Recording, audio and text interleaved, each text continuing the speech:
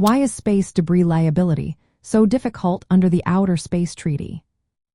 Imagine floating in space, surrounded by tiny fragments of old satellites and broken rocket parts. These pieces are called space debris, and they pose a big problem for space missions. But figuring out who is responsible when debris causes damage is not simple at all. This is where the Outer Space Treaty comes into play, but it has some tricky rules that make liability hard to pin down. The treaty was written in the late 1960s, long before the huge amount of space junk we see today. Back then, space debris was not a major concern, so the treaty does not clearly explain what counts as debris or how to handle it. It says that countries are responsible for their space objects, but it does not specify if small fragments or abandoned parts are included.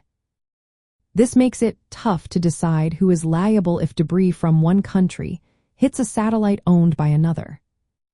Another complication is how damage is judged. The treaty and the Liability Convention, which explains the rules more, say that a country is only liable if it is at fault. But in space, accidents often happen without anyone being directly responsible.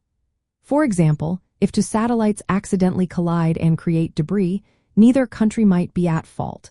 This makes it hard to assign blame or ask for compensation. Ownership is also a big issue. The treaty states that space objects belong to the country that launched them. So, if debris from a satellite causes damage, it still technically belongs to that country. This ownership rule makes it difficult for other nations to remove or clean up debris without permission. They cannot just go and take away debris owned by someone else, even if it is dangerous. The treaty does not require countries to actively clean up space junk. It mainly says they should avoid harmful contamination.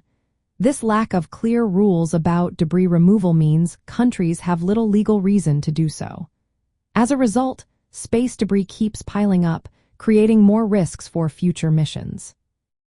For astronauts and space agencies, these legal uncertainties mean they have to rely on technical solutions. They use tracking systems to avoid debris and plan maneuvers to stay safe. If a collision seems likely, they might change the satellite's path. But they cannot always rely on legal rules to hold someone accountable if debris causes damage.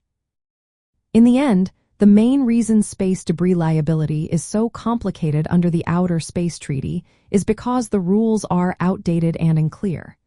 They do not cover the growing amount of junk in orbit, who owns it, or how to clean it up. This makes managing space debris a challenge for future space missions and the laws that govern them.